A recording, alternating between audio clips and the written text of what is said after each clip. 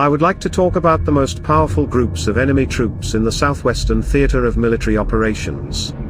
At the moment, these are the South and Dnieper groups, but today it is about the South Group. Its operational zone includes the two most relevant at the moment operational directions, Bakhmut and Avdiivka. It consists of almost 157,000 personnel, 758 tanks, 2,371 armored fighting vehicles of all types, 2,359 artillery systems of caliber from 100mm and 487 MLRS. At the moment, the South Group is the main direction of the command of the United Russian Army on the territory of Ukraine. It is now implementing in two directions at once its command's plan to conduct two operational tactical offensive operations simultaneously.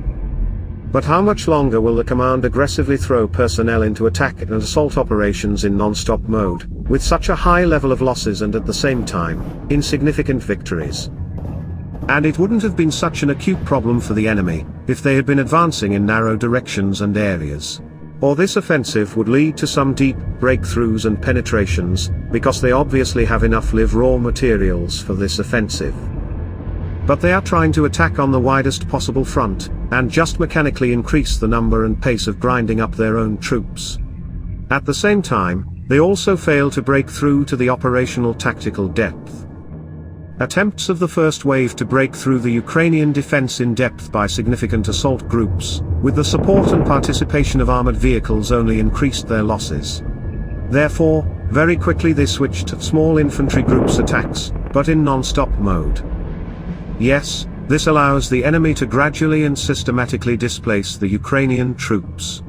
But at the same time it significantly reduces the probability and size of a hypothetical breakthrough, and sharply increases the time for the enemy troops to complete the task, because small infantry groups purely physically cannot break through further than the forward strongholds and gain a foothold there.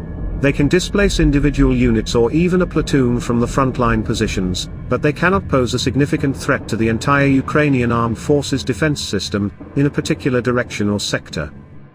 Attempts to combine one method with another have so far failed to give the enemy the desired result. As soon as he tries to concentrate forces in one or another area, the volume of losses immediately begins to grow avalanche-like. Because this concentration is immediately noticed by the Ukrainian command and reacts accordingly. We have to go back to systematic displacement by assault groups. Therefore, at the moment, the key factors affecting the course and results of the offensive in the near future will be the quantity and quality of trained and prepared personnel, the level of their equipment and weapons, as well as their moral and psychological qualities, the work of artillery, and the level of effectiveness of military intelligence.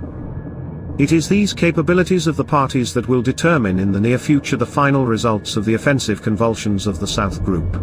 Of course, they will also depend on other factors, but whether the enemy will be able to successfully complete the operation in the Avdiivka area, and whether they will be able to force the AFU to withdraw from Bakhmut, will largely depend on the above factors.